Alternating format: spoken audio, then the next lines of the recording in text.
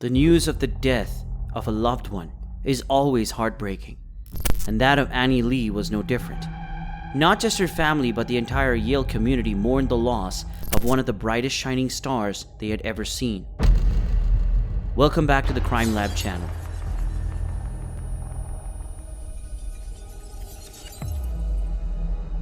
In today's video, we'll be looking at the story of 24-year-old Annie Lee, who was murdered 5 days before her wedding. Annie Lee was born in San Jose, California, into a large, tightly knit Vietnamese-American family. She was described by everyone that knew her as an outgoing young woman with a great sense of humor. She was a respectful, smart, goofy young woman with the warmest personality. From a very young age, Annie's academic talent was undeniable. In high school, she was the best graduating student in her class and was voted by her mates as most likely to be the next Einstein. Annie's high school accomplishments earned her about $160,000 worth of scholarships, and she applied to the University of Rochester, New York. There, she majored in cell developmental biology and minored in medical anthropology. After completing her undergraduate education, Annie went to Yale School of Medicine, where she hoped to attain a graduate degree in pharmacology. After 5 years of pursuing a degree, Annie was finally in her final year. Jonathan, who was undergoing a graduate program in a different school in New York, was rounding up his final year as well, and as they had planned for at least a year, they were going to get married on September 13th, 2009. Since they had almost reached the peak of their individual academic pursuit, the couple thought that would be the perfect time for them to settle down together finally. Before long, the week of their wedding was upon them, and with Annie's research work coupled with the wedding preparations, Annie was having the busiest week of her life.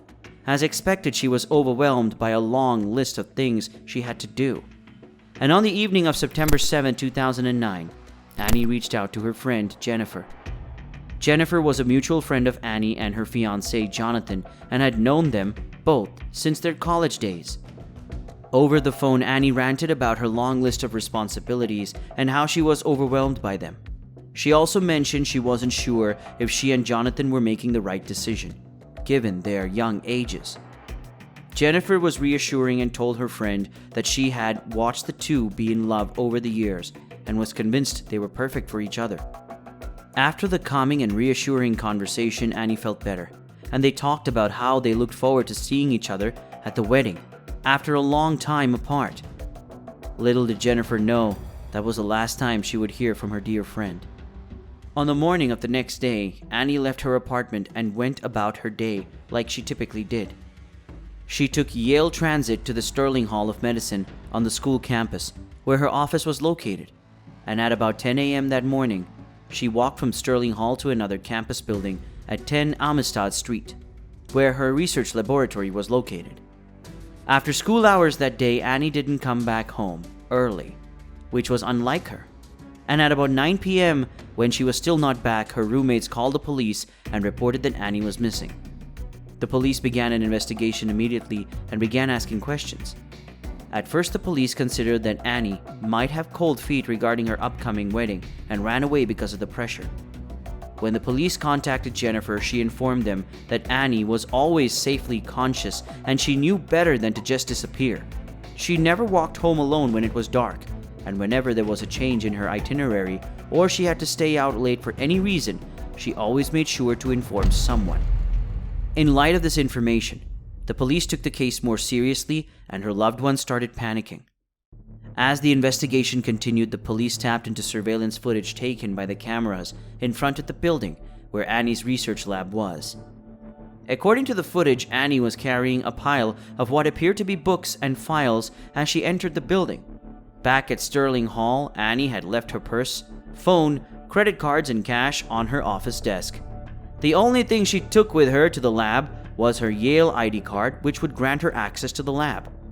This meant that Annie didn't plan to stay long at the lab before returning to her office. The alarming thing about the footage was that although Annie was shown entering the building, it didn't show her exit. So the entire building was closed by the police for the investigation. On the day Annie went missing, a fire alarm sounded in the laboratory complex, and everyone was evacuated. One of the lab technicians, Raymond Clark III, came forward with information and said Annie evacuated the building like everyone else when the alarm sounded.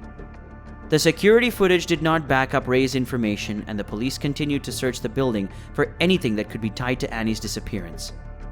On September 12th, they found a bloody piece of cloth along with a single piece of blue glove in the ceiling of room G13 and declared it a crime scene. In a nearby research lab, G22 blood stains were found on the floor, and after a more extensive search, pieces of beads believed to have fallen out of Annie's necklace were found on the floor. By September 13th, the proposed day of Annie's wedding, a familiar foul smell was perceived from this lab, and cadaver dogs were brought in.